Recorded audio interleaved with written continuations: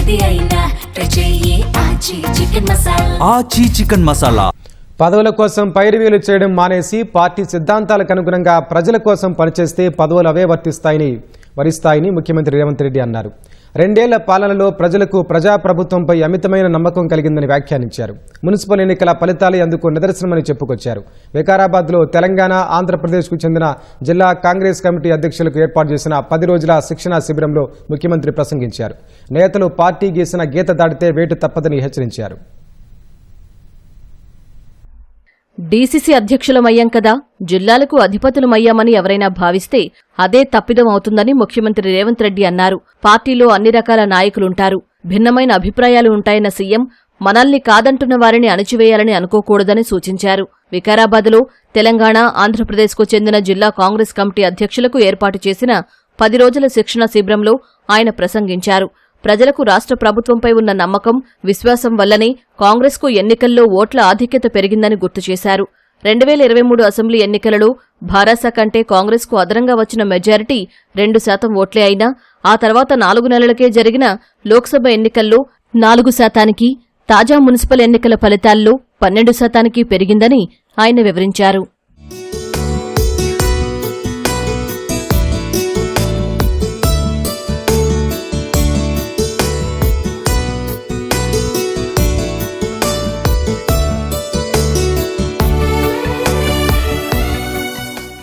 దేశంలో కాంగ్రెస్తో పాటు 100 ఏళ్ల పార్టీ చరిత్ర కలిగింది సీపీఐ ఒక్కటే. ఆ తర్వాత రాజకీయ పార్టీలుగా ఏర్పడినవి ఈరోజు కాంగ్రెస్ ముక్త్ భారత్ నినాదంతో ప్రమాదకరంగా మారుతున్నాయని ముఖ్యమంత్రి విమర్శించారు.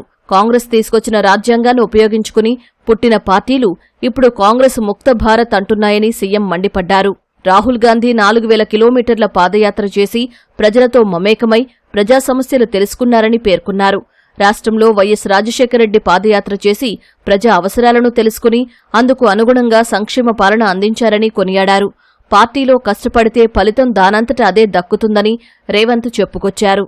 ఈ దేశంలో రాజ్యాంగాన్ని రద్దు చేయాలని ఒక పక్కన, ఈ దేశంలో పేదలకు అందుతున్న రిజర్వేషన్లను రద్దు చేయాలని కుట్ర జరుగుతున్న నేపథ్యంలో మీ శిక్షణకు ఒక ప్రత్యేకమైన సమయం ఇది. 10 రోజులు ఇక్కడ ఉండడం అనేది మీరు శిక్షగా భావిస్తే దీనివల్ల 0 ప్రయోజనం. మీ అవకాశాలు మెరుగుపడడానికి కూడా ఈ శిక్షణ కార్యక్రమం ఉపయోగపడుతుంది. కష్టము, శ్రమ ఎప్పుడు ఊరికపోదు. మేము జిల్లాలకు అధిపతులమైనమా అని ఒకవేళ మీరు ఎవరైనా భావిస్తే మొట్టమొదటి తప్పిదం అదే అవుతుంది. జిల్లా పార్టీ అధ్యక్షుడు అనేది ఒక బాధ్యత. మీకు గౌరవం ఎప్పుడు వస్తుంది అనంటే నా అనుభవంతో చెప్తున్నా, పైరవీలు చేయకపోతే వస్తుంది. అంశాల పట్ల స్పష్టంగా మీరు మాట్లాడితే మీ గౌరవం మీకు నిలబడుతుంది. మీరు చిన్న చిన్న పైరవీలు వెనకాల తిరిగినారు అనుకో, పైరవీలు మానేసి ప్రజా సమస్యల్ని ప్రస్తావించి ప్రజా సమస్యల్ని ప్రభుత్వం దృష్టికి తీసుకొచ్చి ఉన్నతాధికారుల దృష్టికి తీసుకొచ్చినప్పుడు ఆటోమేటిక్గా మీరు వస్తే ఎవరైనా మిమ్మల్ని గౌరవిస్తారు, మీకు మర్యాద ఇస్తారు, మీరు చెప్పింది ఇచ్చేస్తారు. ఏ రోజు కూడా మేము పైరవీలు వెనకాల పరిగెత్తలేదు, సమస్యలను లేవనెత్తినము, కొట్లాడినం కాబట్టి అవకాశం వచ్చింది. డీసీసీ అధ్యక్షుల ప్రతిచర్యను గమనిస్తున్నామని ముఖ్యమంత్రి రేవంత్ రెడ్డి స్పష్టం చేశారు.